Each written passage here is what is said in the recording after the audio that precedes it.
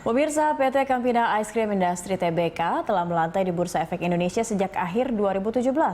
Rekan saya, Anggi Pasaribu akan menyampaikan berbagai informasinya untuk Anda. Anggi, silakan. Dan pemirsa, sejak lebih dari 3 tahun lalu, saham PT Campina Ice Cream Industry Tbk telah menjadi salah satu pilihan pelaku pasar. Kendati demikian, saat ini nilai saham CAMP cenderung flat. Berikut ini kita simak datanya. Ya, PT Campina Ice Cream Industry Tbk dengan kode saham CAMP telah tercatat di Bursa Efek 19 Desember 2017 dan berada di papan utama dan bergerak di sektor barang konsumen primer. Ya, dan yang selanjutnya pemegang saham PT Campina Ice Cream Industry Tbk yang pertama ada Sabana Prawira Wijaya dengan kepemilikan saham 4,94 miliar rupiah atau setara dengan 83,94% lembar saham.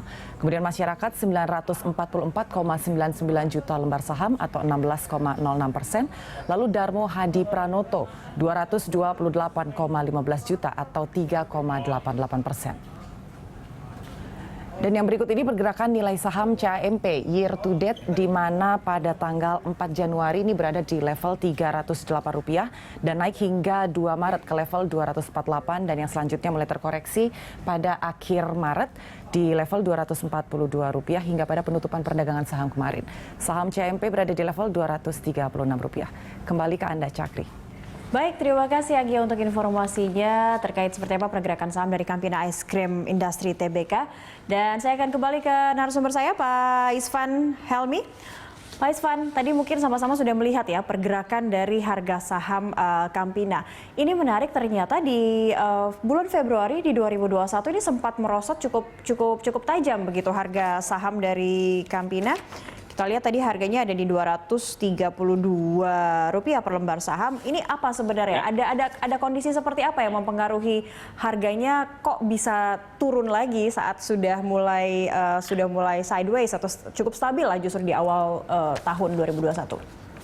Jadi memang kalau kita lihat harapan dari investor ini sempat cukup tinggi ketika Campina menjadi salah satu kandidat untuk distribusi vaksin, di mana kan dia punya cold storage kan, cold storage di beberapa distribusinya cukup luas di beberapa minimarket maupun supermarket. Jadi ini bisa dimanfaatkan oleh pemerintah untuk distribusi vaksin. Tetapi ternyata memang sampai saat ini belum ada rilis resmi dari pemerintah siapa aja yang ditunjuk. Jadi ini membuat investor punya harapan tadi mulai fading, mulai pudar kembali sehingga harga sahamnya turun. Jadi memang ini dikarenakan sentimen jangka pendek dari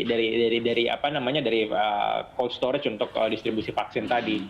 Baik. Selain itu tadi harapan yang mulai pudar dari para investor atau pelaku pasar terkait ditunjuknya Campina mungkin nantinya sebagai distributor vaksin, ada tidak sentimen atau hal-hal lain yang bisa membayangi pergerakan atau penurunan saham dari CAMP mungkin?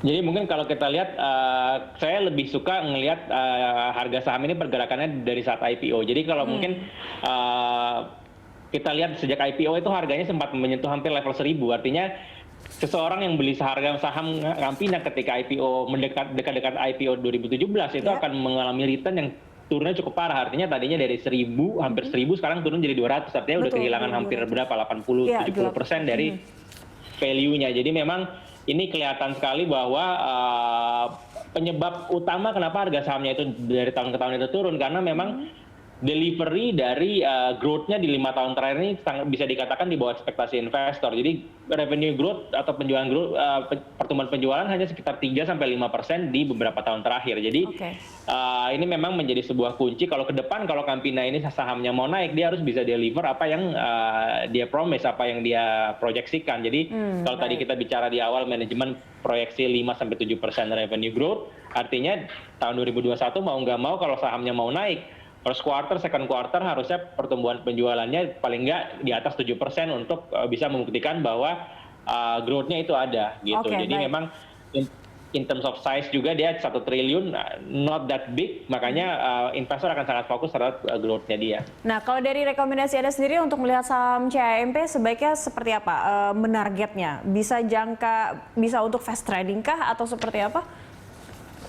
Kalau saya ngelihat bahwa ini memang tipikal saham yang memang kalau kita pertama kita lihat dari valuasi. Valuasi ini udah 30 kali price to earning ratio. Artinya ketika kita mau invest di sektor consumer masih ada perusahaan lebih besar seperti ICBP, Indofood Consumer CBP yang memang punya price to earning ratio cuma 21 kali. Artinya secara valuasi memang saat ini sudah agak lumayan mahal. Makanya kalau untuk ke depan menurut saya ini rekomendasi saya adalah netral atau hold. Artinya kita jangan ambil posisi dulu di perusahaan Campina. Kenapa? Karena kita tunggu pembuktian dari growth 7% tadi. Karena kalau kita lihat valuasi mahal.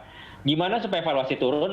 EPS-nya harus naik lumayan tinggi gitu. Jadi dengan tanpa EPS yang kenaikan yang cukup fantastis, artinya valuasi akan tetap mahal. Dan kalau kita lihat di consumer universe, perusahaan lain seperti contoh kayak tadi saya sebutkan beberapa kayak Sido muncul juga itu valuasi lebih di bawah 30 kali. Artinya in terms of peer valuation Campina saat ini bisa dikatakan salah satu yang premium gitu. Iya, tapi rekomendasinya juga mungkin untuk hold dulu untuk saham JMP.